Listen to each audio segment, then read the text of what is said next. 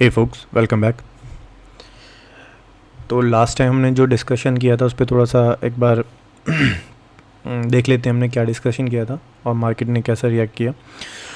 Last time जो हमने discuss किया था कि जो मेरी एक्सपेक्टेशन थी वो थी कि ये जो हमारा 45 मिनट का ऑर्डर ब्लॉक था, इससे मार्केट अप साइड खुलती और इसको टेक आउट करने के बाद जो ये हमारा एक बियरिश ऑर्डर ब्लॉक था, इसके अप साइड निकलती, टच करती इस 45 मिनट की विक का 50% का टारगेट था, फिर अप साइड के टारगेट थे, बट वो फेल हुआ। मार्केट डायरेक्टली गैप डाउन खुलती है, ठीक है। और उसके बाद जो ये हमारा बुलिश ऑर्डर ब्लॉक था वो कन्वर्ट हो जाता है बेयरिश ऑर्डर ब्लॉक में, और उसके बाद आप देख सकते हैं मार्केट ने कितना अच्छा रिएक्शन दिया नीचे की साइड में बेयरिश में, ठीक है।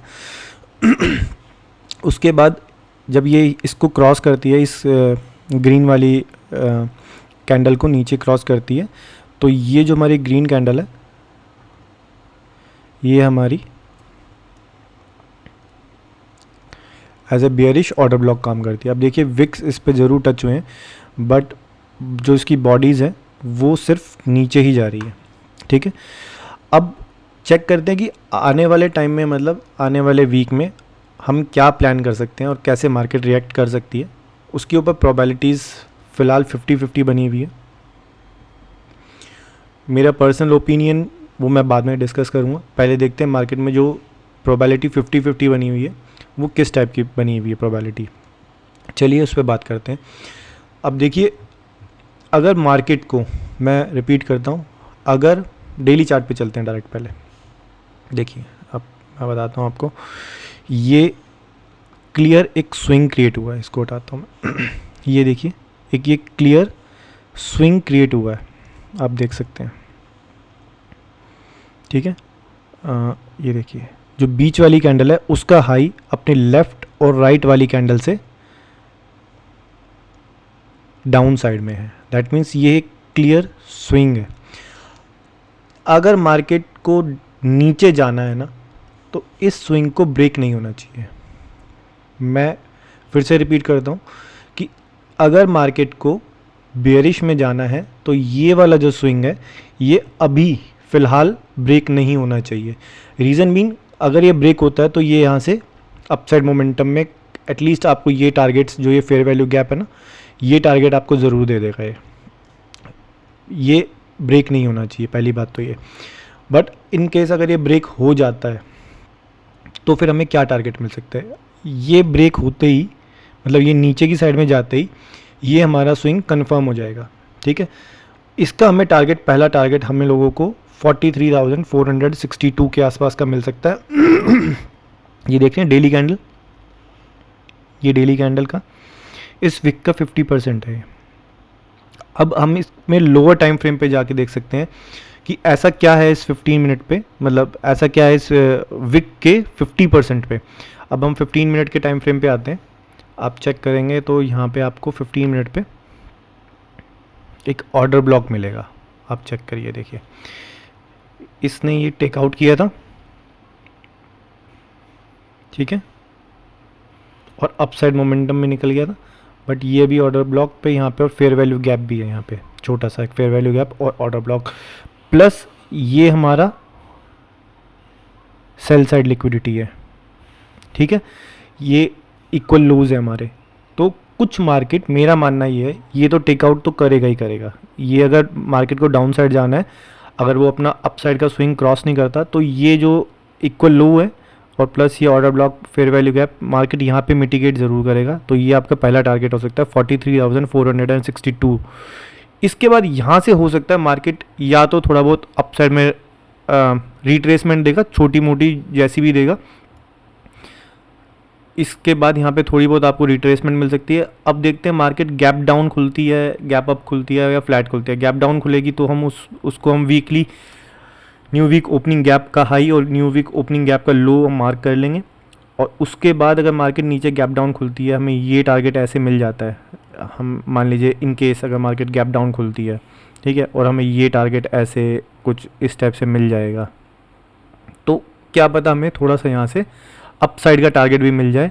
और यहाँ पे अगर जो भी गैप होगा उस गैप को आप मार्क कर लेना, new week opening gap high, new week opening gap low, और उसका 50% मार्क कर लेना। यहाँ पे आपको कुछ ना कुछ आपको यहाँ पे ज़रूर मिल जाएगा। स्पेशली जो ये आपकी ये वाली जो ना 50 मिनट की ये वाली कैंडल, रेड ये ब्लैक वाली जो कैंडल है, इसको आप ज़रूर ध्यान में रखिएगा। हो सकता है यहाँ से मार्केट फिर से आपको बड़े टारगेट नीचे 43,000 के आपको ईजिली मिल सकते हैं। 43,000 मेरा अल्टीमेट टारगेट है। उसके पीछे का रीज़न अभी मैं आपको क्लियर कर देता हूँ। मतलब आपको काफ़ी बड़ा टारगेट मिल सकता है अगर आप चाहें तो। इनके अगर मार्केट हमारे अकॉर्डिंगली रिएक्ट करती है तो मार्केट का रिएक्शन मैं ये चाहता हूँ। अब आपके सामने ये सब कुछ क्लियर है किस टाइप से मैं मार्केट का रिएक्शन चाहता हूँ। 45 मिनट पे देखते हैं कि क्या पता हमें कुछ ब्रेकर ब्लॉक टाइप का कुछ मिल जाए।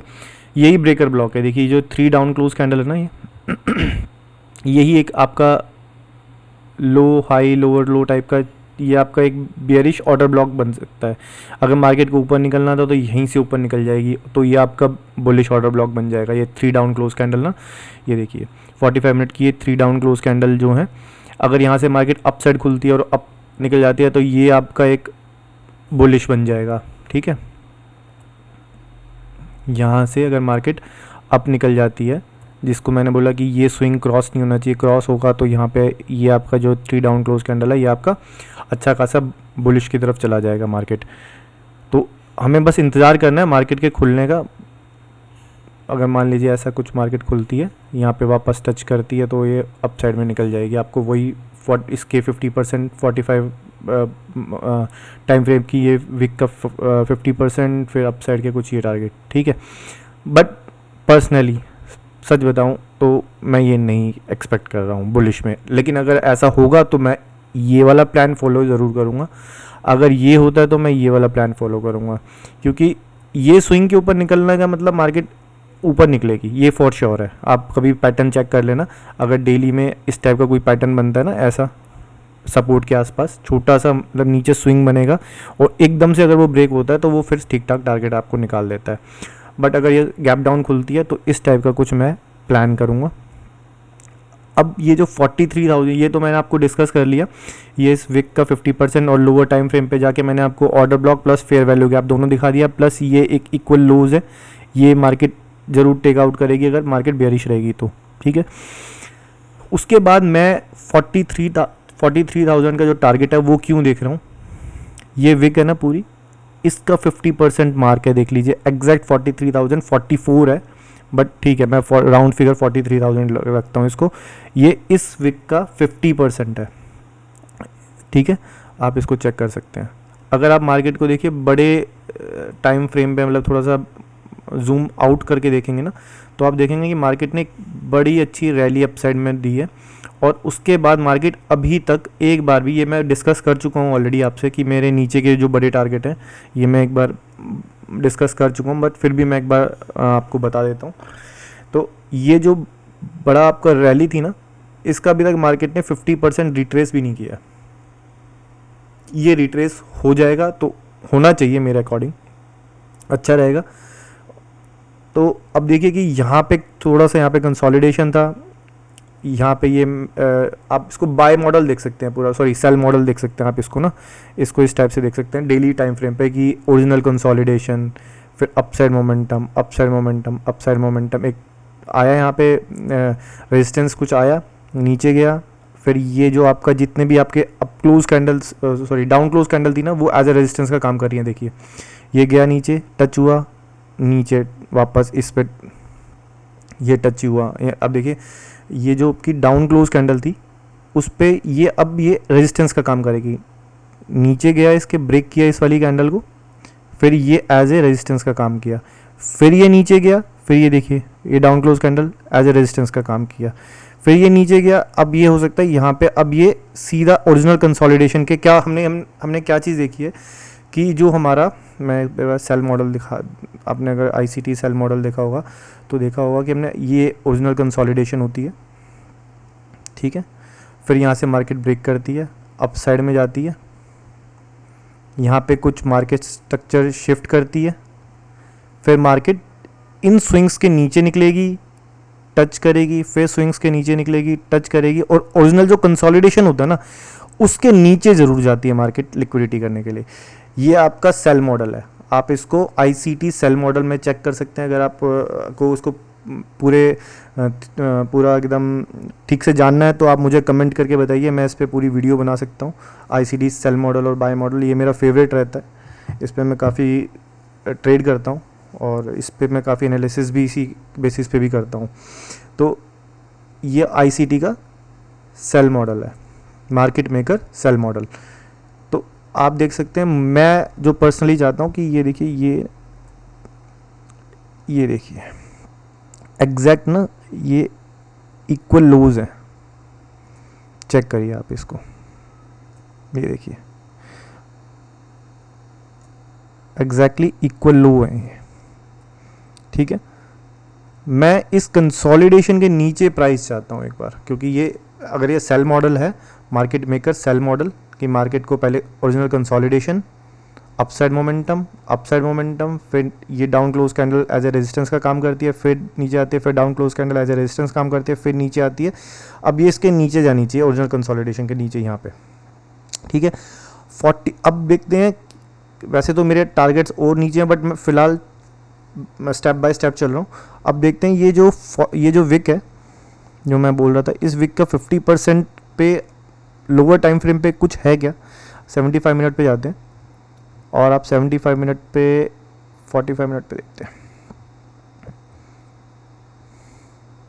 आप देखिए 45 मिनट के अंदर ये एक जो ब्लैक कैंडल है ना, और ये ब्लैक कैंडल है बड़ी वाली, ये जो बड़ी वाली ब्लैक कैंडल है, इसके अंदर एक छोटी ब्लैक कैंडल है।